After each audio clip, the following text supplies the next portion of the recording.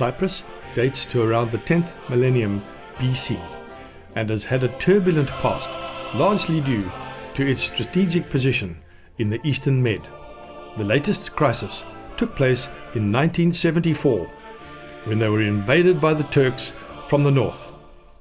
This resulted in the island being divided roughly in half by what is known as the Green Line. The Turkish Cypriots inhabited the north and the Greek Cypriots the south.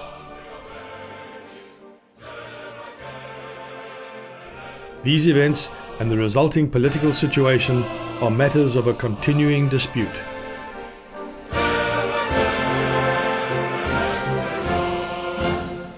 We flew into Larnaca on the east coast and drove across to Paphos, which was to be our home for the next 3 weeks.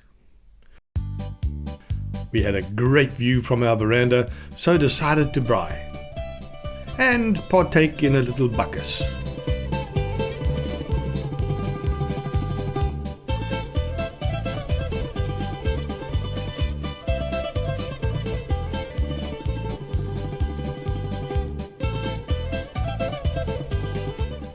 Cyprus is so old, they're always digging up ancient ruins.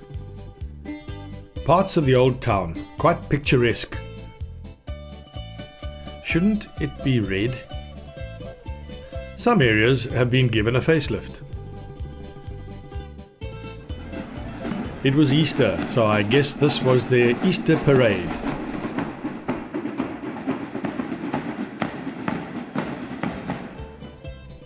Old mosques and churches everywhere. The town flea market was open that morning.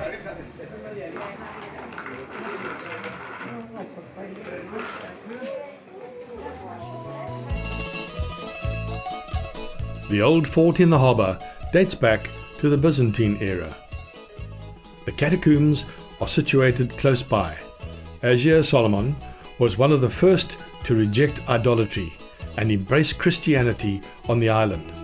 The story goes that she took refuge in the caves to escape persecution from the Romans, but they walled up the entrance, condemning her to a slow and cruel death. However, when the cave was opened 200 years later, the saint walked out alive. Also in the area are the tombs of the kings. These underground tombs, many of which date back to the 4th century BC, are carved out of solid rock and are thought to have been the burial sites of aristocrats and high officials up to the 3rd century AD.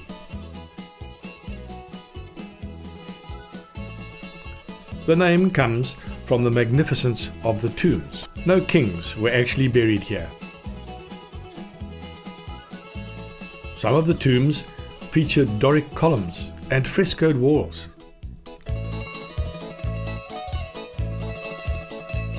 In some areas, one can see the remains of magnificent mosaics.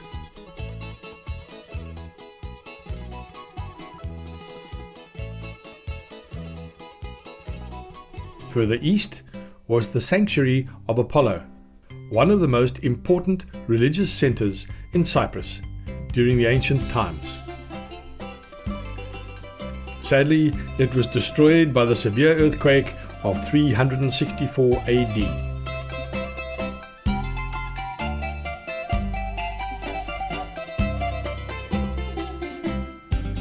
Someone mentioned we should try out the 7 St. George's Tavern for a good meze. We were not disappointed.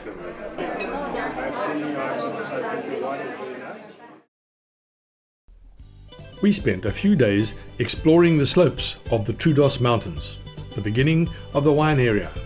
I certainly didn't see vast vineyards like we have here. We found the Zambatis wineries and stopped for a tasting, obviously. Prices ranged from about 120 Rand to 270 Rand a bottle. This is Xenisteri, 2016. I don't know how much red wine you drink, but this one is going to be dry. What's it called? It's going Maratheftico. This little place was so cute, with narrow streets and broken, dilapidated buildings.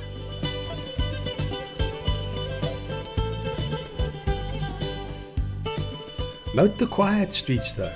No people walking around. No children playing. They told us that all the young people had left, and as the older ones die off, the villages gradually decay. However, we found Takas's Tavern, the local, where we had lunch. Great atmosphere.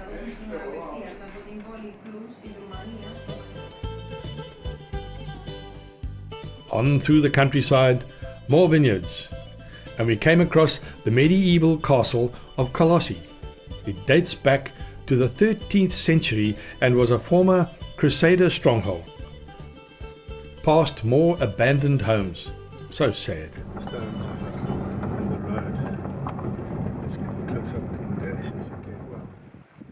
In the middle of nowhere, we came across this donkey farm.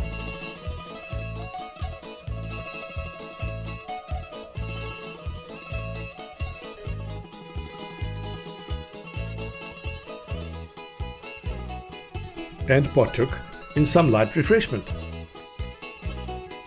before driving on to find the monastery of Protea.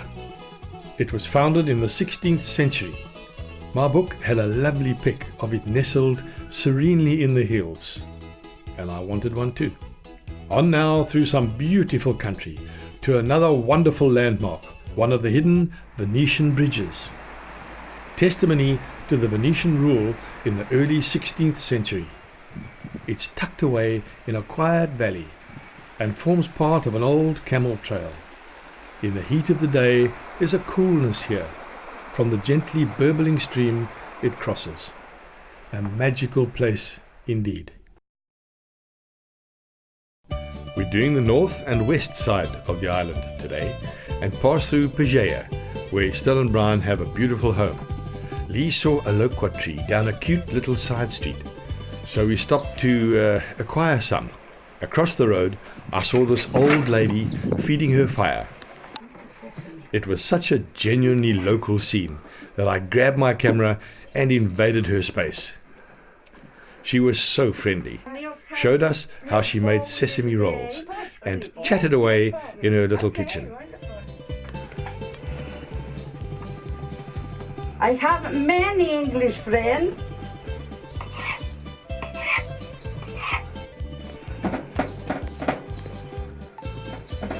Sesame. Yes, I like. I've no idea how old she was, but life couldn't have been too easy for her. Little small. Now we speak.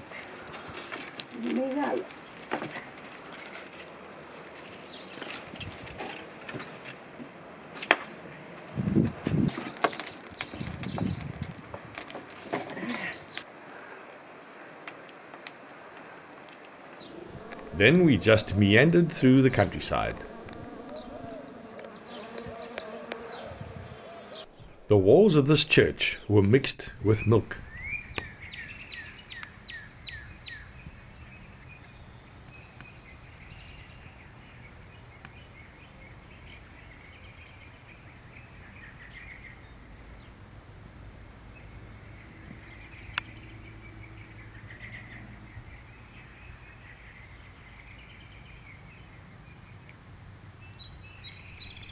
And we found Aphrodite's baths.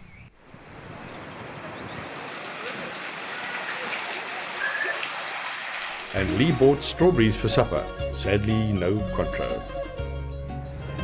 It was lunchtime, and we were told about this little taverna in a village not far away, so decided to call in for a meze.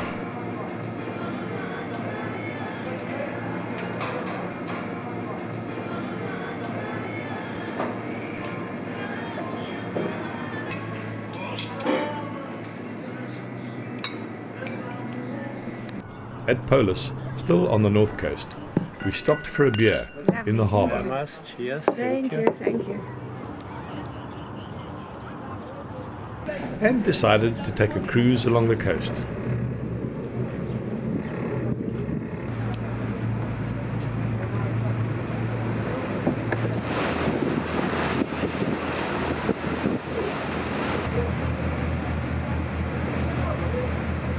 The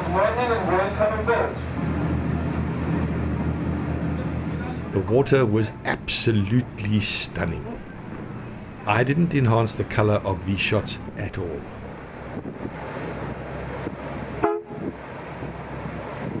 And it's a failure of the sea case.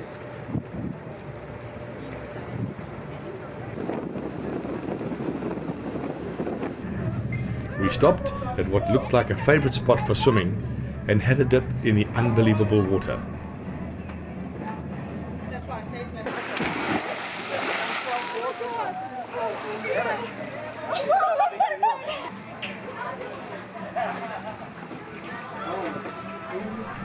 A barbie on the stern, too good.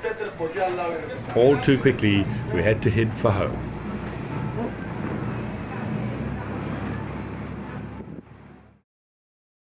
One Friday evening, we spent a memorable few hours at Savas Grill.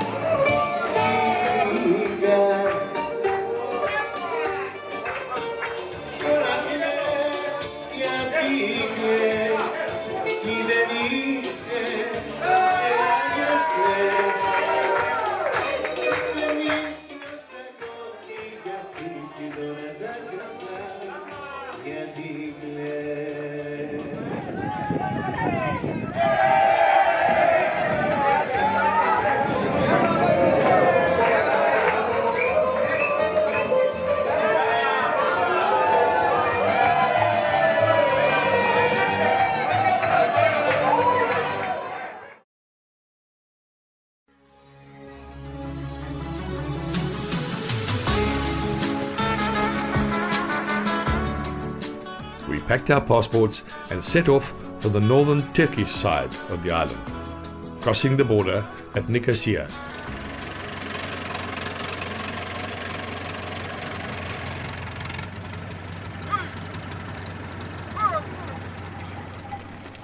Although relations have been strained for many years, they're relatively calm at the moment. We headed north to Kyrenia and spent a few hours strolling around their very picturesque harbour. Can you believe Kyrenia has been populated since around 5000 BC? The Romans established the foundations of its castle in the 1st century AD. You get lovely views of the harbour and surrounds from the battlements. Kiralıklar mı?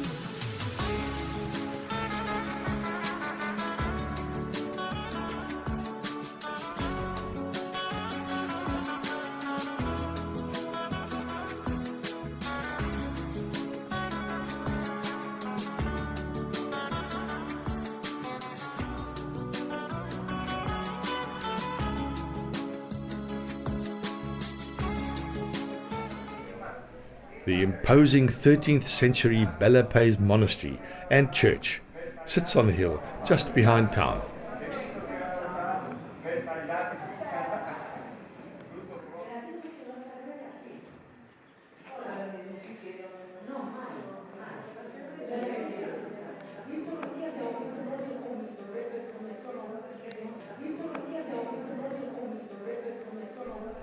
And then high in the mountains are the spectacular ruins of St. Hilarion's Castle, originally built to guard the pass between Nicosia and Kyrenia.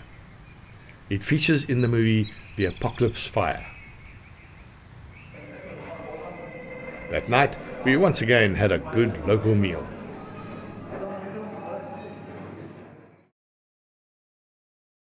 Then it was up to the northeast. The Karpas Peninsula is a long, finger-like area of land in the northeast of the island. You see very little traffic here. A good road, but with a 60 km/h speed limit, very frustrating. You see partially finished homes. Politics and the financial crisis some time ago led to many homeowners having to just abandon their homes. You don't even see much activity in the little towns. Cape Apostolos Andreas, the northernmost town on the peninsula.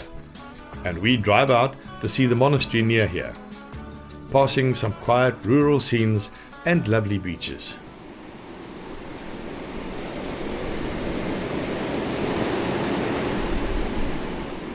After the Turkish invasion of Cyprus in 1974, very few pilgrims have visited the monastery. But with the opening of crossing points, they're on the increase. It's fallen into a state of disrepair in recent years, and UN funding is in place to pay for refurbishment.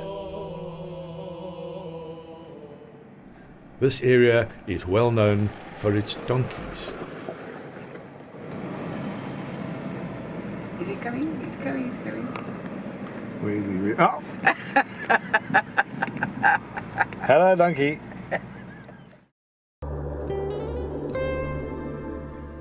We head south now to Famagusta and visited the ruins of Salamis. I know it's a bit boring to see them like this, but after just rereading the pamphlet again to make this video, I wish I had time to tell you some detail about this fascinating town, which was inhabited in the 11th century BC. Everything is so old on this island. This statue of Ataturk, founder of the Republic of Turkey, stands outside one of the gates to the old city in Famagusta. The old walled town was the island's most important port and a gateway to trade with the ports of the Eastern Med. The merchants and ship owners led lives of luxury. The belief that people's wealth could be measured by the churches they built inspired them to have many churches built in varying styles. Most of them still exist and are the reason why Famagusta came to be known as the District of Churches. I wonder how long old people have been sitting in the old back streets of Europe.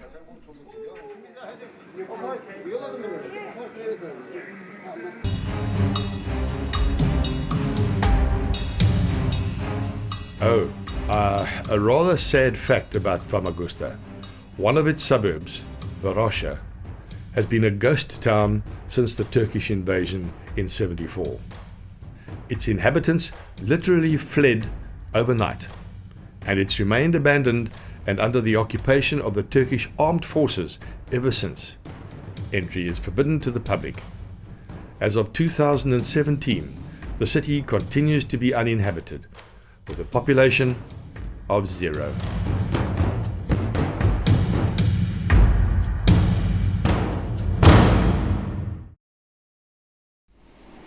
It's Easter Sunday, and we've heard that the locals in a little village down the coast called Pusuri will hold celebrations today. On the way, we passed the birthplace of Aphrodite, the Greek goddess of love. A really beautiful spot on the coast. Listen to the rattle of the pebbles as the water recedes.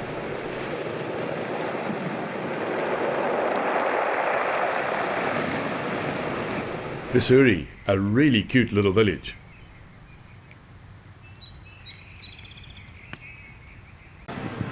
Sitting in his small backyard and hey, way to go. The town square where it will all happen. The pancake stall. She's done this before.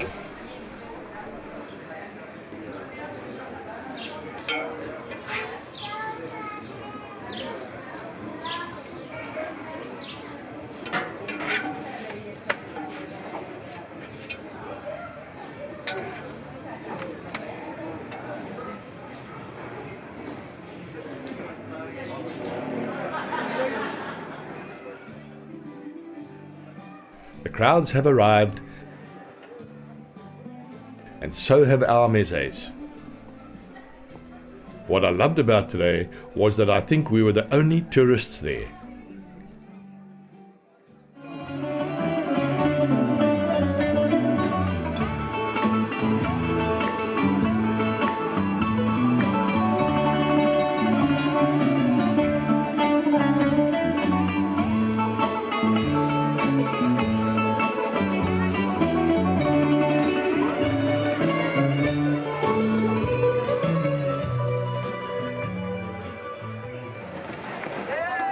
Games for the kids and the moms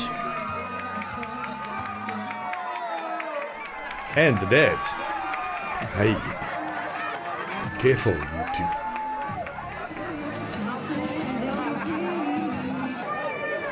Haven't seen rock lifting before.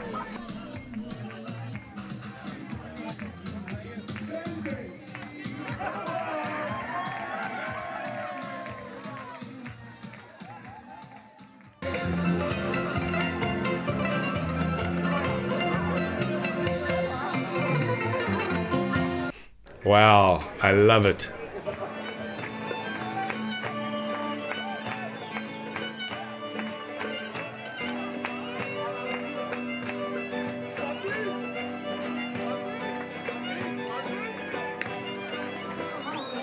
I must admit the traditional dancing was not my thing, but a great afternoon with the locals.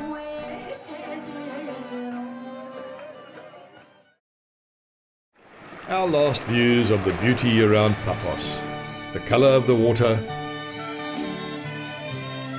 picturesque churches, small harbours, the sea caves, an interesting old wreck,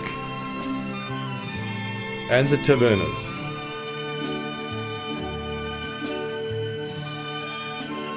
Oh, how we'll miss you.